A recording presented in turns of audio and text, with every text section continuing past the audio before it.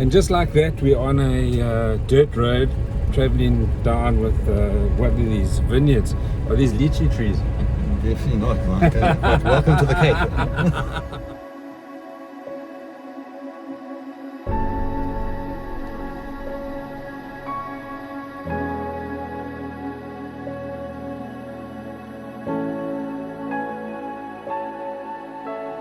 So if you haven't figured it out yet, today we are at Mt Vernon Winery.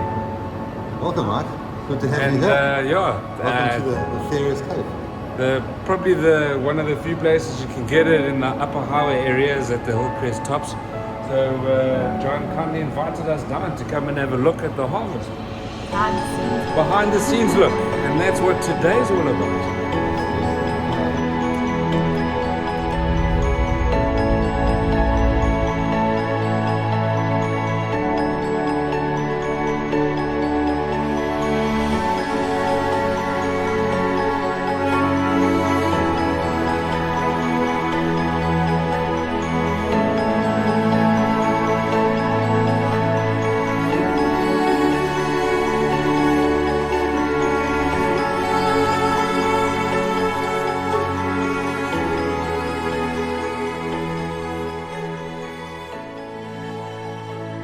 What a rare privilege to be invited down to watch the harvest at Mt Vernon, John.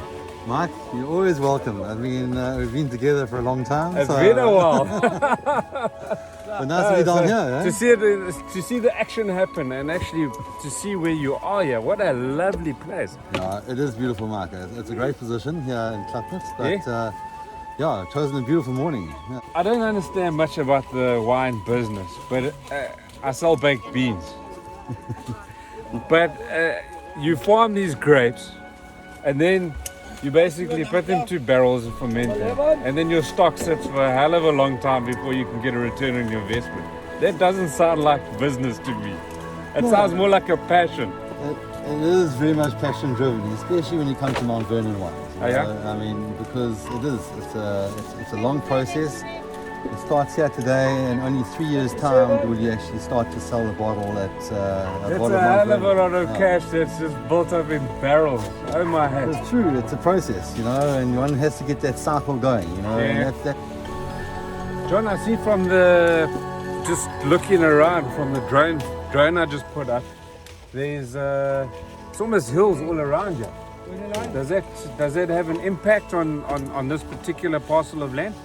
Absolutely, Mark. You know, when it comes to Mt Vernon Wines in particular, it's all to do with the terroir. You know, in other words, you know, it's the temperature, it's the soil, it's the wind direction. They all make a massive difference. You know, and soil being a big part of it, 100%. So here on the farm, we have sandy soils, we have clay type soils, and we plant specific grapes in specific areas that we know that we'll ultimately get the best wine from that particular block, you know. So there's a whole dynamic to this whole thing, you know, and that's where it all starts, you know. I mean, if you do it right from the beginning, you get the best results, you know. So that's what Mt Vernon is.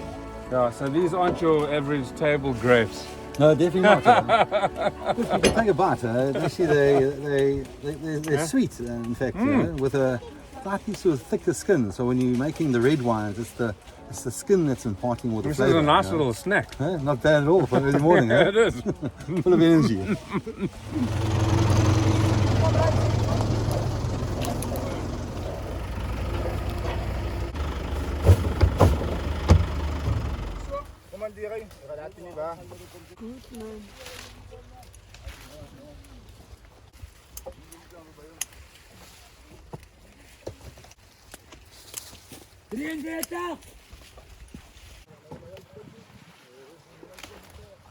Just driving in here, it seems to be like a golden triangle almost.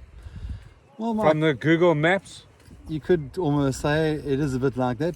Sorry, I'm a layman. I don't know much about the area. Not at all. You're a fundi here. I know you are. I'm just judging from all your famous neighbors. You play it very low key. Look, it is definitely a little microclimate. Klapmuts isn't the most well-known town in the Western Cape. However, Klapmuts as an area has its own little microclimate, and red wine grapes do particularly well around here, especially those Bordeaux varietals.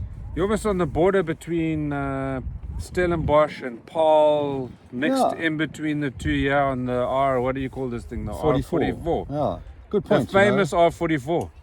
It's almost like we get the best of both worlds, yeah. You know? And so, you know. And you see the best of both of those worlds coming out in your particular grapes. Absolutely, you know. So or your wines. Absolutely, 100%. So it's an evening ripening temperature over the summer months. Okay. Fueled by a cooling sort of southeaster on a daily basis. And that makes a difference. Oh, good quality wine comes from good quality grapes, you know. Yeah. And that's the starting point. So okay. This is why we're here today. You know, this is where it all starts. And then, you know, from here, the process then follows down into the cellar. But so you don't have these hot days coming down with these hot temperatures in the soils?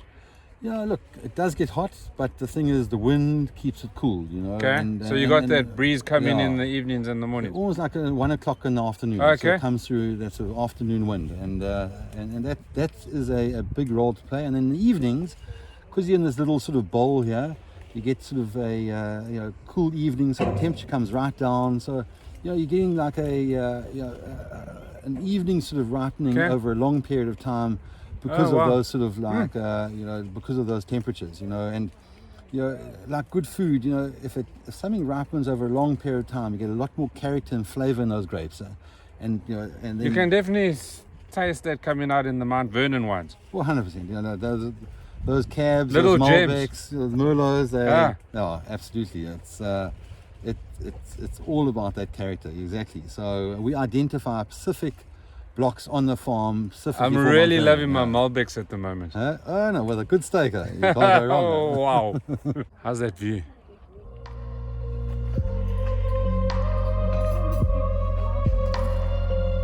You're quite organized there, John. For a farm boy.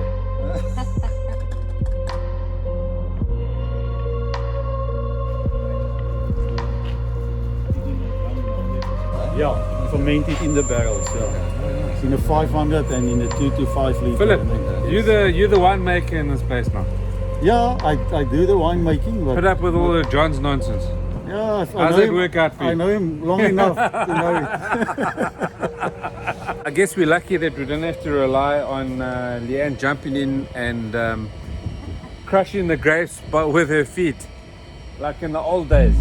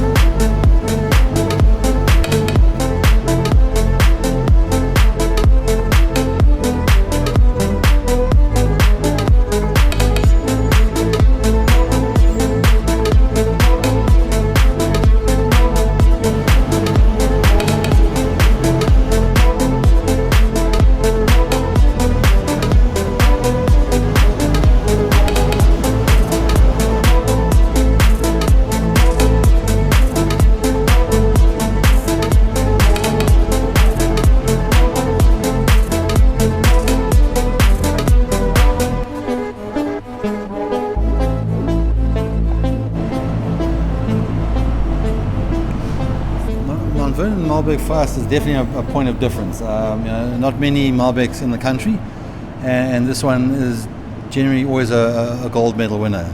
It is. It's not mass market wine. You guys have really created something that's special, unique, and boutique. Quite right, Mark. It's definitely handcrafted stuff, you know. And I know that term might be a little bit overused. You can't find it everywhere. Definitely not.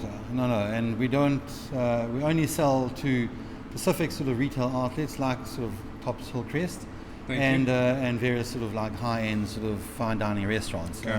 That's really sort of where where our focus goes. But when it comes to Mount Vernon, the process, the winemaking process, it does start with the grape, but the process follows its way through into the cellar, and there that attention to detail is so important. You know, when it comes to the choice of yeast that you use, the type of barrel that you use, and it's all aimed specifically around that particular sort of wine. In other words, if it's the Mt Vernon Cabernet, the Mt Vernon Malbec, they're all treated individually, and they're treated so that, you know, we want to see that end result in the bottle. But we can see it from some of the awards that you guys have won. Yeah, fantastic. Look, you must be so proud. Absolutely. You know, look, I mean, it's definitely a way of getting some recognition on the brand, you know, from an independent sort of source, and it does actually help sell as well, no doubt, you know. And over the years, we have collected some great awards on these wines.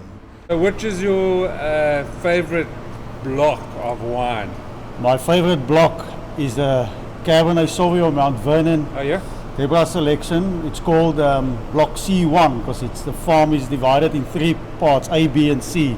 And that one we started calling Cabernet Sauvignon C1.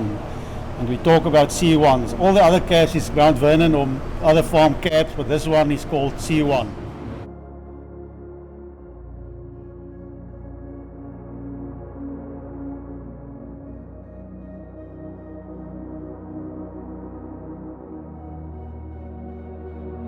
What makes this block so special in your eyes? Mark, it's a couple of things, but one really important factor is that this block is planted right next to a row of eucalyptus trees here. And let me swing around there. That block, the eucalyptus trees there. That's right. Yeah. Have a play on, so I guess you won't be felling those eucalyptus trees in a hurry. Definitely not. They impart a flavour. And it comes through in the wine as a minty characteristic, which is identifiable on the nose and on the palate as well. But it's a degree of complexity which sets this wine apart from others. And this current one is a 2015 as well. It's a beautiful vintage. It's got sort of great sort of character through onto the palate, you know, and a lovely wine. Is this one of the ones we stock? Do we stock this? Yes, you do. Lovely. I need to get more in tune with what we do and don't stock at the Hillcrest tops, obviously, and the Lee's Quarter tops. Well, Mike, you're doing a good job. I tell you, you can stay. Thank you. No, that's interesting. Wow. Okay. Yeah, it's interesting. Who would have thought that the surrounding trees would have such an effect on the block? And we saw it when we had a few years of a dry spell, much less rain in the winter, which happens. And I once asked Keith Kirsten, the garden guru, just tell me am I wrong or right, and I told what happens, the leaves goes into the vineyards, it falls on the ground and it gets washed in. That mintiness and the roots takes it up. And I saw that when we had a dry spell, there weren't much rain in the winter, it wasn't that strong because there weren't any rain taking the character of the flavor or whatever you call it down, so the roots pick it up. And as soon as we had rains in the winter, heavy rains like the old Boland should have rain, it was back there with the pump overs and in the glass. It's amazing. Wow. And I asked him, I said, listen, I've found that, am I making the story up? He said, no, you're quite right, that happens. Yeah. And the soil relating to this particular block form? Yeah, it's a nice sandy soil with a little round stone. And way back in the beginning when I had about 10 people ask them what they think we should do with the soil, and then eventually I asked 2 old wine farmers, they said, man, just kill the grass and the kweek in the vineyards and plant it. Yeah. And that was 1999. And this block is still going and producing, making the best cab. Yeah. Sure. Yeah. With your mother Deborah having such a guiding hand in the roots and foundation of Mt Vernon to start with, is she involved in your vision for the future? Yeah, I think so, Mark. You know, it's important that planting vines, making wine, it's all long-term stuff. So you want to make sure you're making those right choices, getting the direction right. Yeah, she is involved in that, 100%. Very few female winemakers around. Yeah, not many. Hey, yeah, and she's definitely made some great wines in her time. So we call the Mt Vernon Cab the Deborah selection, and that is sort of as a sort of nice. Token of appreciation. Philip, can I ask you a personal question? Yeah, sure. And don't feel offended when I ask this I question. don't feel offended by anything. John was just mentioning that the Cabernet Sauvignon blends very well with baked beans. Have you got a comment on that? Cab is very well with anything, as long as you drink cab. Mt Vernon is the name of our flagship range. Yes. It's, we have four in the range, four types of wine. We have a Bordeaux blend called Galileo. We have a Cabernet, which you've got in your hand there. There's a Malbec, and Lee has the Chardonnay. So four exceptional wines, which are great. They're great food wines. They're great wines for any occasion. But they definitely wines that deliver on sort of in character, flavor, and. So if you the Galileo, yes. what would I expect if I'm picking up a bottle of that? I see some nice awards there. Yes, 100%. We're saying expecting. What do you expect from a? So what you'd flavor-wise? Yeah. Mark, look, the Mt Vernon range. You're looking for deep, intense berry flavors up front. A lovely, complex nose. So that's this is a mixture of Merlot and Petit Malbec. Verdot, Yeah, okay. Cabernet, and Malbec. Yes. Sure. So it balances it quite nicely. Absolutely, yeah. So 4 out of the 5 Bordeaux varietals, and this particular wine, this 2015, won the Platinum Award in the Michelangelo, sort of 16 out of sort of 2,000 odd sort of wine. So an exceptional wine. And then the Cab, your favorite? Favorite, yeah. What can I expect? The mintiness, definitely. There will be a nice mintiness on the nose to start with when you open the bottle, and then you will taste it as well. It's the one that's from Block C1 that we only 1 hectare on the farm that this is produced from, and it's just such a nice award-winning wine himself from day one that we made it. It's quite an old vine. I planted that in 1999. Okay, wow. Yeah. Lee, where are you? Your Chardonnay? Lee's a Chardonnay fan. All right. Okay. I see lightly wooded. That's lovely. Absolutely. It is more so citrusy notes up front. Okay, wow. Yeah.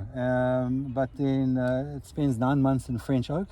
So it's balanced off with some good sort of wood character at the same time, giving it a little bit of that butterscotch, rounding it off to deliver not an overly wooded flavor, just adds to the character. In other words, the fruit still expresses itself well, but you're still getting this sort of this rounded, soft sort of finish and. Philip, hand me that my favorite. Your Malbec. My Malbec. Yeah. Malbec, There's no other wine quite like a Malbec. Well, 100%, especially the Mt Vernon Malbec, Mark. And second to Malbec, probably Pinotage, but yeah. A story for another day. And a story for a whole other day. For sure. One of our favorites. Absolutely, absolutely. So you got the hat trick, yeah?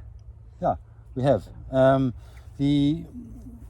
The story of Mt Vernon itself, the name Vernon was the name of my great-grandfather, Vernon Edward Hooper, and since then all the male Hoopers in the Vernon, in the Hooper family carry the name Vernon as part of their name. The crown on the label comes from my grandfather's tunic. In the Second World War, he was captured in North Africa and imprisoned, incarcerated in Germany for a period of time. And then one winter's evening, as they were moving the prisoners of war sort of away from the Allied forces who were advancing from the west, more towards sort of the Russian border. they had an opportunity to escape, and so yeah, he did. He convinced the guard at the time was going to fetch some firewood, and him and 2 other guys then set sail and in snowy conditions. So it was European winter. Yes. So from there they escaped through Germany, through Poland, down to Odessa on the Black Sea in Russia. Oh wow! And from there, a prisoner of war boat back to Cairo, and caught a flight back to South Africa. So escaped from a pretty precarious situation. But yeah, to commemorate that particular sort of tale, yes, that's the crown on the jacket on the label, and like I said, Mt Vernon, also the name of the estate as well. Well, guys, thank you. It was an honor to be here today. It's a pleasure, to experience the whole Mt Vernon behind the scenes. No, I tell you what, I mean, it's been great having you guys here, and thank you for all the support. Really appreciate it. It was great to be able to sleep in for like 2 hours and, to get you at 6 o'clock for harvest. That's a whole 2 hours we saved ourselves today, Lee. I noticed you up early this morning. Anyway, we're on the go quite early, being retailers. Winemakers, you get up at 6. As retailers, in quick spa stores where you do everything, you have to be up there. The bakery starts before the winemaking, you're saying? The last honest profession left on earth, a quick spa retailer. Thank you again. Really appreciate it. Thanks again, Philip. Yeah, cheers. Awesome. Nice meeting to you disturb guys. you during your busy time. It's great that you carved an hour or two for us today. It was awesome. Always have time for wine lovers. And I've convinced Lee to come on to a lightly wooded Chardonnay now, so that's it's gonna save me a packet from that from the expensive champagnes that you like now. Well, it goes particularly well with crayfish, Mark. So that's the thing. That's the problem, John. Is the crayfish that you have to get to go with the wine. It's not about the wine; it's about the food that goes with it. Exactly. Gotta have a story. No. Anyway, they're great food wines, so you'll go. So we hope to see you in the Hillcrest Quick Spa. And tops. The Hillcrest to get the food that's going to go with this beautiful, magnificent wine, and the Hillcrest tops and the Lily's Quarter tops all stock the Mt Vernon wine, and it's probably one of the very few places that you'll find it in the Upper Highway area. Thank you, John. So thanks for watching. Hope to see you in store soon. Cheers, everyone. Luckily, John makes a better wine than he does his coffee. Laura, teach your husband how to make a good cup of coffee, please.